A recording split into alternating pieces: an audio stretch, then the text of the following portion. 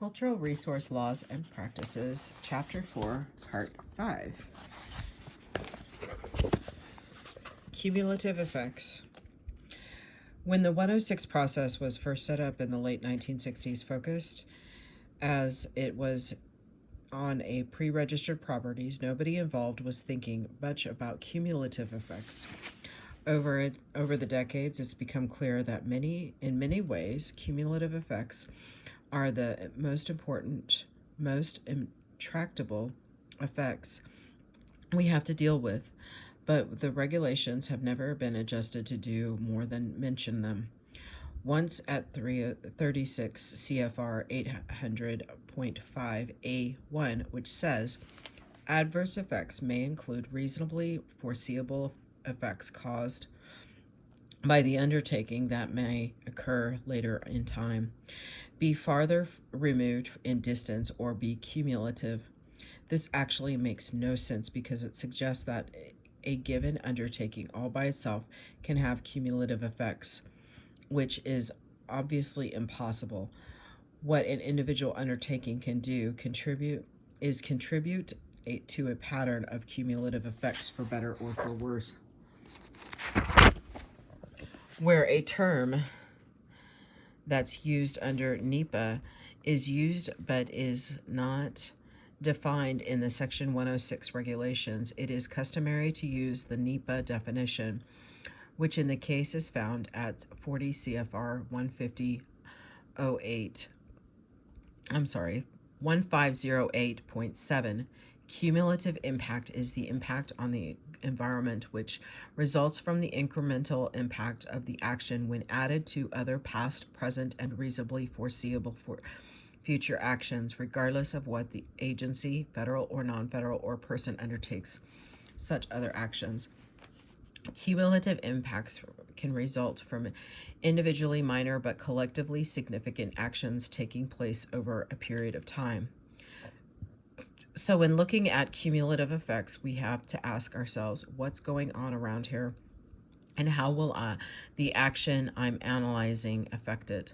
Are we considering a new highway off-ramp in an area that's experiencing suburban sprawl? Well then, what's the historical cultural character of the countryside that's being gobbled up, and will our off-ramp likely produce more gobbling? Or is it going to be, to channel the sprawl into an area that has little in the way of historic places, and therefore maybe contribute to reducing the effects of sprawl on such places? Cumulative effects analysis can be intellectually challenging affair, but the regulations, with their insistent focus on individual National Register eligible properties, don't make it at all easy. It's a challenge that should be grappled with, but no one authority is grappling with it. What to do with a determination? Having applied the criterion of adverse effects, the agency has to decide either the project will have an adverse effect or it won't. If you determine that it will, you move on to the next step. If you determine that it won't, you notify whoever you've been consulting with, a minimum with the SHPO or THPO, and any Indian tribe that has made it known that it attaches religious or cultural significance to a historic property subject to the finding, and send them supporting documentation. Section 800.5C of the regulations gives SHPO or THPO 30 days to review the finding, and Section 800.5C I gives any consulting party the opportunity to object within the same period. If any consulting party objects in writing within the 30-day window, the agency has to either persuade them to withdraw the objection or ask the ACHP to review the determination.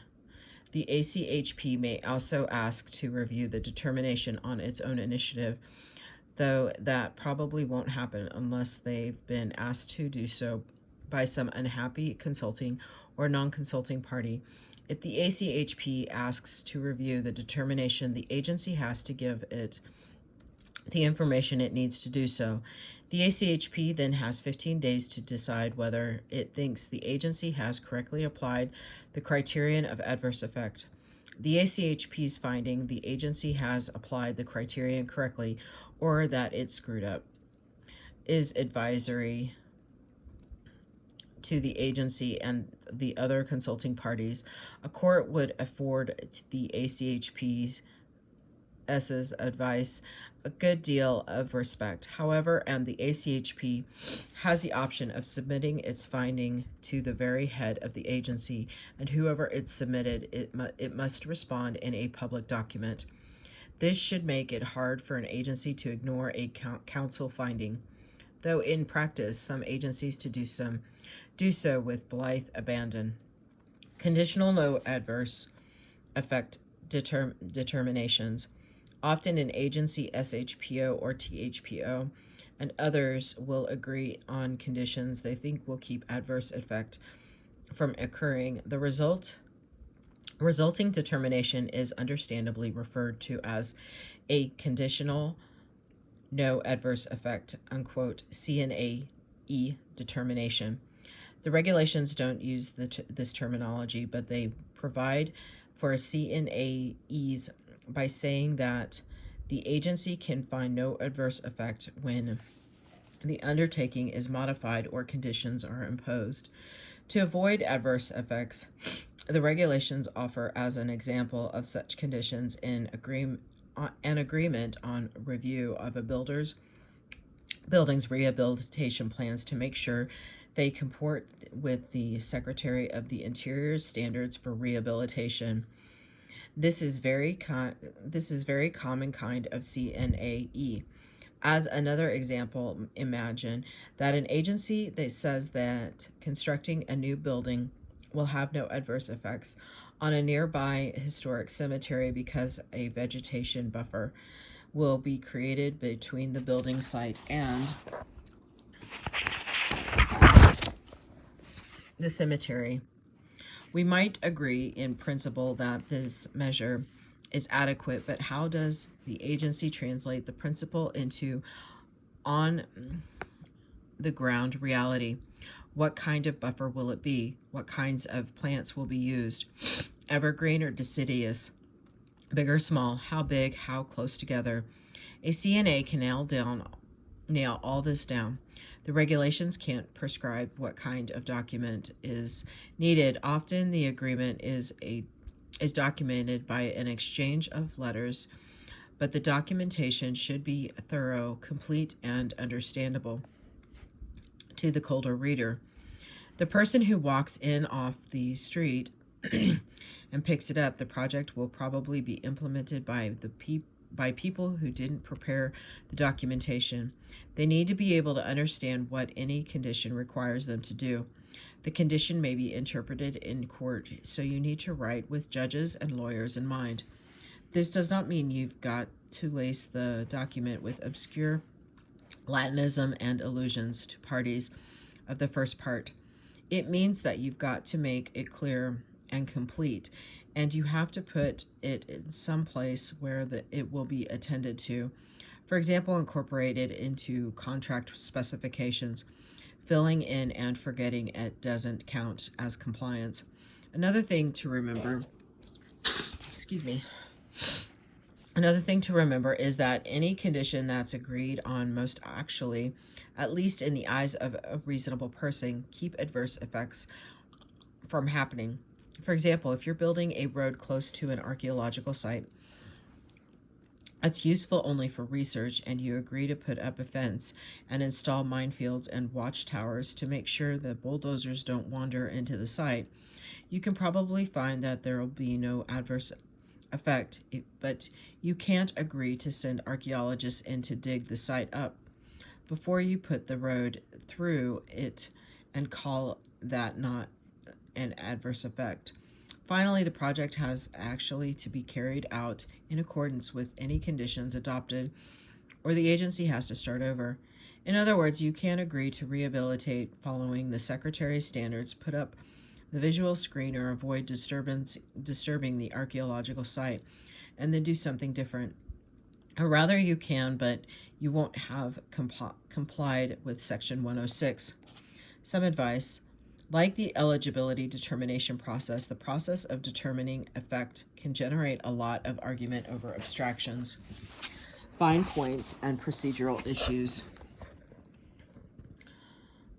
My recommendation to clients about such arguments most invariably is this: don't get into them. If someone thinks there's an adverse effect, there's almost always a way for them to show that there is, given how vague the criterion and its examples are. If you don't think there's an adverse effect, but somebody else does, it's probably not worth arguing about. And if you can find some lawyerly way to split a procedural hair, somebody else can probably find a lawyerly way to splice it back together, or find a hair that's less ratty under some other law. Don't play games. Accept the argument that you'll have adverse effects, even if you don't agree, and get on with the process. Resolving adverse effects. Oh, I'm so sorry. This book is so hard to hold. If there will be an adverse effect, naturally, the next step is to look for ways to keep it from happening or to reduce its severity, mitigate it, or, as the regulations put it, resolve the adverse effect. Here, I'll go ahead and pause it. Oh, it's so...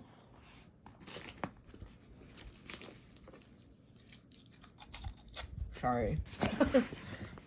Bear with me, guys.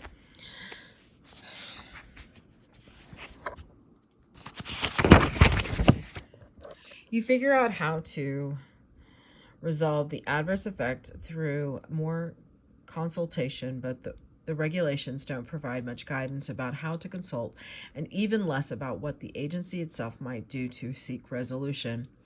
Think about the matter, do studies, and most critically consider alternatives. What the regulations at this point do talk a lot about is whether the ACHP participates in consultation. Before this point, the ACHP has not formally been involved. Now it is, but its involvement is kept on a pretty tight leash. Advisory council involvement. In a nutshell, the agency has to notify the ACHP that it has found the adverse effect and is continuing consultation, providing supporting documentation, and it must invite the ACHP to participate in the consultation if it wants to. This does happen sometimes. The adverse effect will be to an NHL, that is, place designated by the Secretary of Interior under Historic Sites Act of 1935 as nationally significant. Elitism raises its ugly head, and the commemoration and illustration of the nation's history, or the agency wants to negotiate a pragmatic agreement. More on this later. The ACHP then decides whether it wants to participate. It can also decide to participate without being asked. If the ACHP comes into consultation with, everybody consults. If it doesn't come in, everybody but the ACHP consults, and the usually resulting memorandum of agreement, see below, is filed with ACHP. The regulations require the agency to provide the consulting parties with the documentation they need in order to participate in the process, and the agency must inform the public of what's going on, provide the public with documentation, and consider the public views. Consultation. The agency consults with those already at the table, those consulted during identification, evaluation, and effect determination, and is supposed to welcome new parties to the process. But the agency calls the shots as to whom it will consult, other than the ubiquitous SHPO, THPO, and affected tribes. In a way, it's unfortunate that this section of the regulations focuses so heavily on consultation. I say this because people get so wrapped up in whom to consult, who has the rights, who gets to be at the table instead of around the edges of the room, and so on, that they lose track of the consultation's purpose. Whoever devoted we are to good consultation, we can't make it accomplish anything if we don't attend to its substance. The agency responsible for the action has primary control over substance. That it's the one that can either consider an alternative or decline to do so, get more data about something or not, apply expertise to a problem or not, and pay attention to someone else's expertise or not. Under NEPA and its regulations, the agency is required to do substantive analysis of its impacts and to what to do about them. Although pragmatically, an agency must do the same kinds of analysis to take into account effects on historic properties. The Section 106 regulations are vague about it while going into excruciating detail about who has consultation rights. Moreover, the agency's consultation responsibility is overwhelmingly focused on the SHPO THPO, which encourages agency to transfer their substantive responsibilities to the SHPO THPO as well. Alternatives.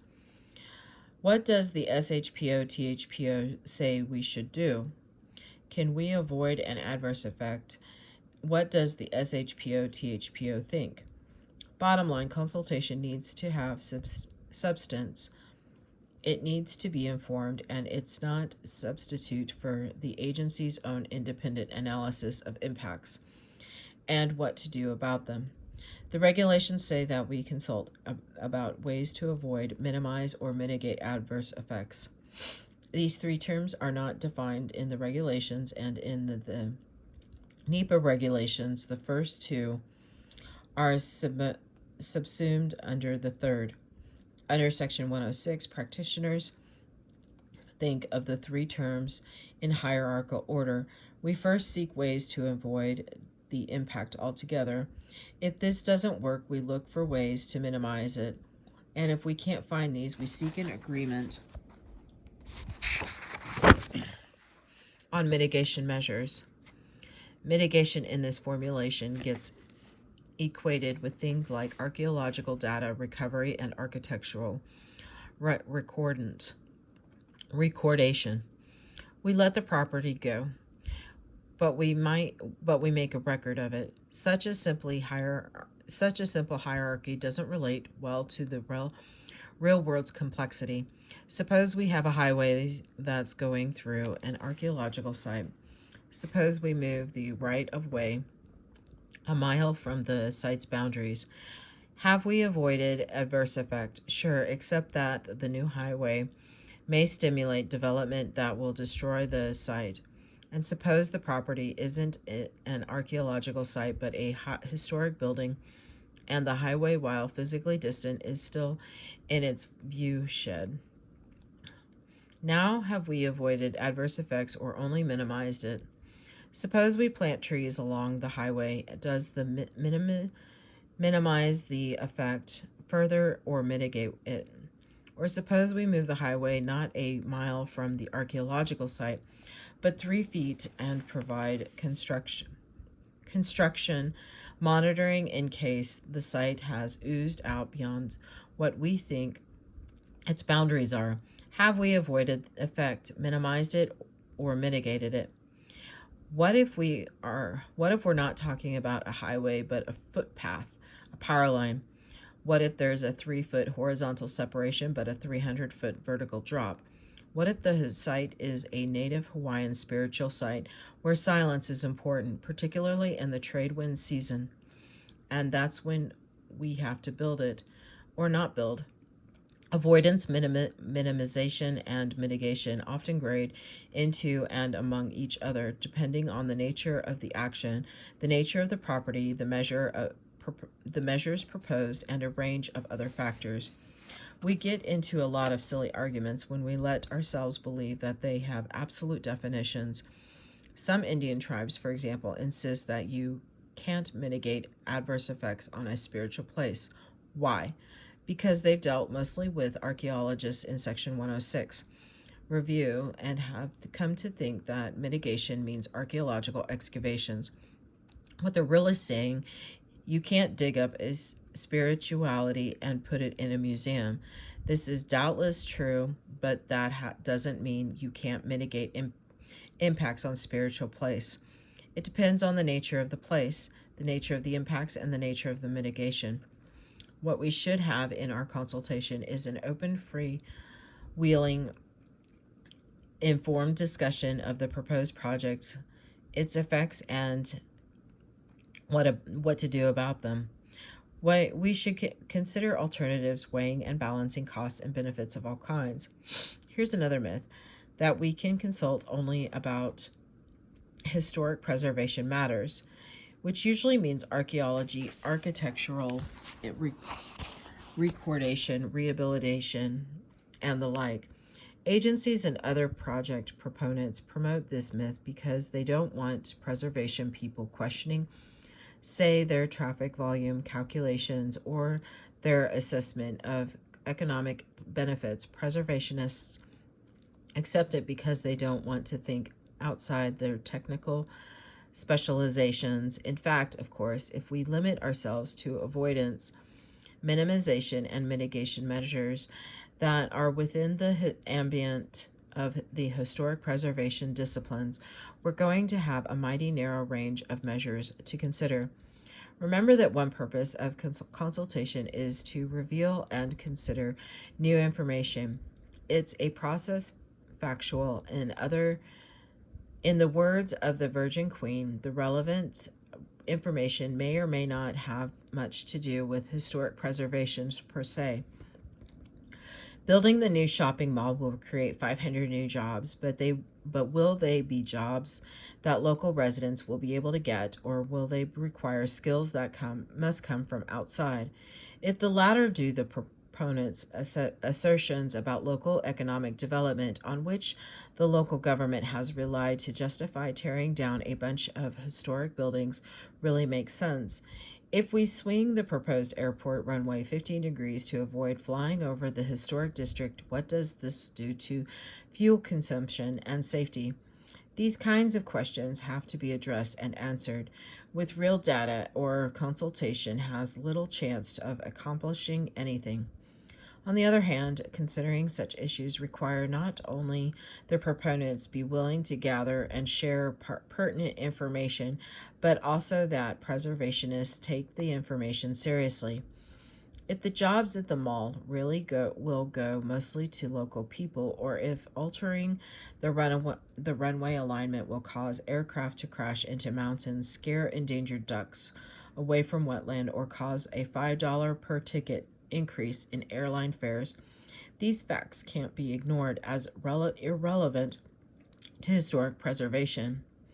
How is consultation done? Some process suggestions. In stressing the need for substance, I don't mean to denigrate process. A colleague in the Department of Interior commented to me once that the older he got, the longer he spent in the bureaucracy, the more he came to equate success with good process, as opposed to good outcome. I think this is entirely reasonable position, especially in a public servant. As we grow older and more experienced, unless we shut down our thought processes altogether, we come to recognize a wider and wider range of outcomes that we can regard as good, particularly if we work for the public, which almost by definition has multiple conflicting desires, most of them justified one way or another. We come to be suspicious of simple good-bad distinctions. If we believe in serving the public, then we pretty soon come to be satisfied, even happy with a process that gives everybody a fair crack at making his or her preferences prevail. Consultation under Section 106, and for that matter, under NEPA, the American Indian Religious Freedom Act, and the other statutes, is by definition a process, and what constitutes a good outcome. As usual, depends in this case. It depends on your point of view. Did the process arrive at what you think is desirable? But the process itself can be good or bad, depending on how level it makes the playing field, how fairly it follows. It allows different opinions to be heard and debated, and how open it makes decisions making to varying ideas and alternatives. There are ways to make consultation work and ways to make it a sham. Unfortunately, a lot of people know how to do only the latter, not necessarily because they want sham consultation, but because they can't imagine anything else. This is particularly sad since there is a substantial literature on how to make consultations of the various kinds of work. There's widely available training, and there's a national organization, the Association for Conflict Resolution, that's composed of people for whom consultation is a way of life and a way of making a living. Consultation to agreement under Section 106 is a classic example of what's widely referred to as an alternative dispute resolution, ADR. It's called alternative because mostly lawyers have named it, defining it as an alternative to suing your opponent's eyes out. There are several kinds of ADR: arbitration, mediation, the ministerial. Section 106 consultation slips and wiggles around three types: negotiation, conciliation, and mediation. Negotiation is where disputants get together without anyone helping them out to butt heads and work through to a solution. Of course, the extent to which there's head butting depends on how far apart the negotiators are and how serious their beefs are with one another. The great majority of Section 106 cases, perhaps all of them to some extent, involve negotiation. In conciliation, there's a third party who helps their disputants communicate with one another. This is a form of what's popularly called facilitation, but facilitators don't work just in ADR. They help in a variety of decision-reaching and team-building contexts. The conciliator is neutral and helps the disputants exchange views. Sometimes this can be as basic as persuading them to sit in the same room and talk. Often it requires trying to get them not to drive one another out in a huff. Sometimes it includes helping them interpret data or use language in something like comparable ways. Mediation is much like conciliation, but is a bit more structured, and the mediator is a bit more a person with a mission, but it's an entirely processual mission. The mediator with the mission, but it's an entirely processional mission. The mediator doesn't care what the resolution is as long as there is a resolution that the disputants are reasonably happy with. The mediator is rather more in control of the process than the conciliator is. He or she sets the rules and does his or her best to enforce them. The rules are designed to keep people talking, break down communication barriers, and achieve understanding and, where possible, agreement. If agreement is reached, the mediator is equipped to help the parties, but the agreement in writing. In Section 106 review, the SHPO-THPO occasionally serves in a conciliator-mediator role between a project proponent and project opponents, and an ACHP staff does so rather more often. In just the last few years, the ACHP staff have begun to receive training and in ADR. I'm not aware of any SHPO staff who have done the same.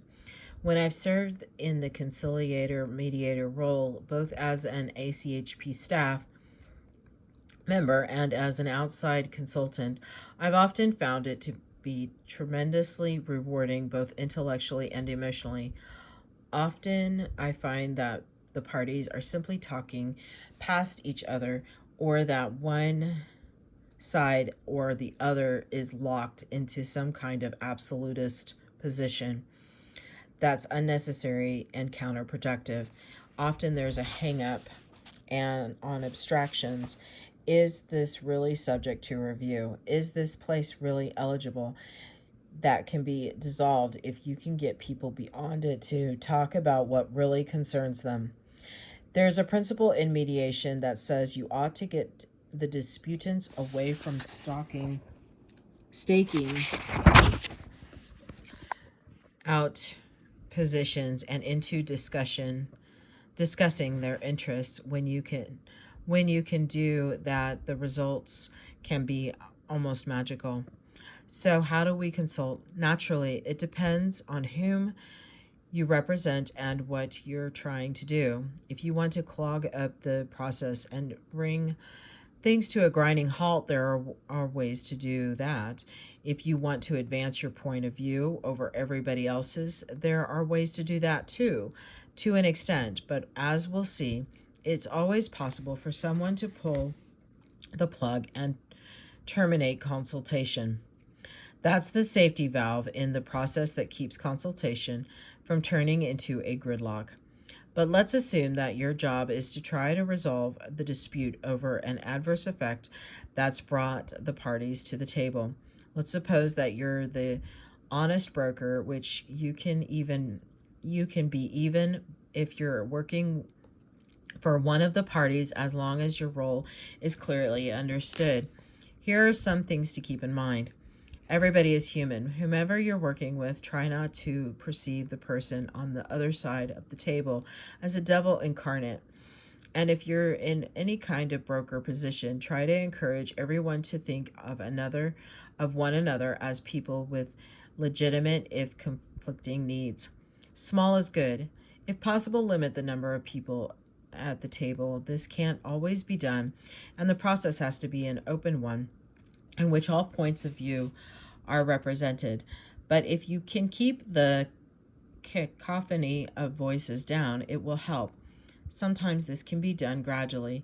You have a great big chaotic meeting at first, and by the second or third meeting, everybody's beginning to think they should designate spokespeople or form coalitions. But not too small. Be wary of people who want to exclude others because they're disruptive or just want to make their points, unquote.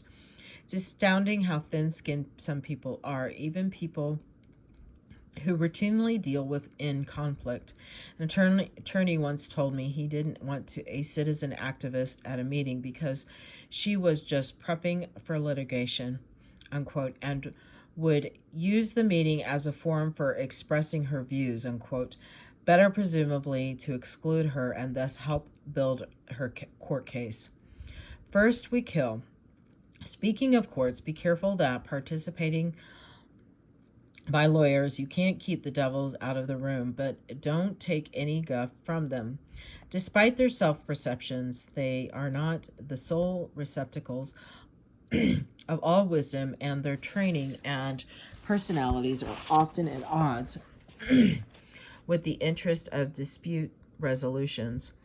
That said, I should acknowledge that quite a few attorneys are getting trained in ADR, which helps a lot, and there are a plenty of lawyers who manage to be human, but don't count on it.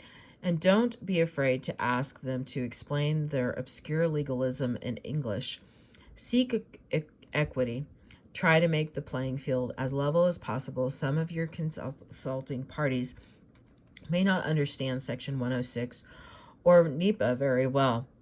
They may not know a Fonzie from a fuzzy bear, or it's legal to knock down a National Register building. Some may have English as their first language, or may have cultural barriers to communication. You may have people with disabilities to be accommodated. Make sure you accommodate them not only physically, but also by trying to keep the discussion sensible to them. Stop and summarize from time to time and try to rephrase things in plain language. Watch their eyes. Are they glazing over a narrowing to suspicious slits? Time to stop and regroup.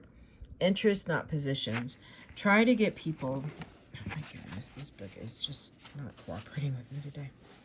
Try to get people to explain the interests that lie behind their positions. For example, when somebody says this project will wipe out our community's whole connection with its past, before you let somebody else say it will not, as we've explained 100 times, ask, can you explain how it's going to do that? Unquote. Try to get past sweeping generalizations and down to specifics. How will it wipe out the community's connection with the past? By eliminating the only place where people can park to shop at local stores in rehabilitated historic buildings, thereby driving those stores out of business and thereby causing our downtown to dry up. Well, there's a germ of a solution here, isn't there? But be careful about suggesting the solution if you're the honest broker. It's much better to let parties find it themselves, and often they will. You mean that's your problem? What about if we add a parking garage? Unquote. That sounds overly simple, of course, but you'd be surprised how often seemingly interactable conflicts are conflicts between positions rather than between interests. In other cases, addressing the interests that people are willing to talk about may ultimately reveal things that they aren't so willing to discuss, but that are really basis for solutions. Trial solutions. Try to get people to put trial solutions on the table. What would you like to see done? Of course, when you're starting out with one side just wanting the other to go away and the other wanting its opponent to shut up, this may not be feasible, but you can try to explore hypothetical options anyhow. Lots of options. Explore as wide range of options as possible, particularly if there are lots of people involved. A technique like brainstorming can be useful, where everybody tosses up ideas and nobody shoots them down until they've been articulated. Look for a mutual gain. There may be something that party A wants badly enough to put up with a contentious impact if it gets it, even if a party A is in favor of preservation and against the project. That something may not be strictly a preservation kind of something. I've known of cases in which Indian tribes accepted impacts to traditional cultural places in return for financial assistance to cultural revitalization programs, or the possibility may not relate directly to the property affected. There have been cases in which demolition of buildings has been accepted in return for developing community revitalization plans, purchase of facade easements, or creation of rehabilitation revolving funds to encourage preservation of other buildings or neighborhoods. Restate it. Try restating things in the simplest terms possible. Get beyond the abstractions and find the concrete meaning. We insist that the Secretary of the Interior standards for rehabilitation be met. Or, so you don't object to changing the building, but you want everything that's architecturally significant about the building preserved. Explore implications. On the other hand, we explore the implications of the expansive statements. We'll guarantee that this project will do no damage whatever to any significant historic property, or you mean that you're not going to do anything that could have any physical, visual, auditory, social, any kind of impact at all to any of these places, unquote. Try deconstruction. Break the problem down into its constituent parts. It seems like we have three problems here: visual impacts on the Old North Church, bulldozing the Magnificent Midden, and access to Spirit Peak. Can we look at each of these individually? Or it seems like there are different problems surrounding construction and surrounding operations and maintenance. Can we look at each in turn? Or each group has outlined its interest. Now can we look at each one by itself, pretending for the moment that none of the options exist? Then we can see what conflicts exist between addressing one set of interest and another, unquote. Document and move on. If points of agreement develop, record them and move on. If there are points that seem intractable, try setting them aside and working on issues where agreements may be possible. The intractable issues may evaporate as other things get resolved. Be flexible. Don't get hung up on rules or procedures, even rules, a proper ADR procedure. Adapt the consultation to the situation. Recognize cultural variation. It may be inappropriate in a given cultural group for a young person to speak in the presence of his elders, for meetings to begin without prayers, or for some things to be discussed by women in front of men. The person negotiating for the Indian tribe may not be able to commit the tribe to anything without consulting the elders. Some things may not be discussable in public at all, and some negotiations methods that Euro-Americans are comfortable with, including some of those I've just recommended, may be utterly unacceptable to a non-Euro-American community. Try to make sure you understand these factors going into the consultation and design it to accommodate them. Understanding such factors may require prior research, informal discussions with the group involved, perhaps advice or study by a cultural anthropologist or sociologist. One group of practitioners in dispute resolution routinely conducts a social assessment on a community before trying to consult it to ascertain what groups should be brought to the table and what constraints there may be on their participation. Recognize political and legal realities. If consultation involves a federally recognized Indian tribe, it's important to make sure that the discussion represents or is preceded by government-to-government consultation between the tribal government and the agency.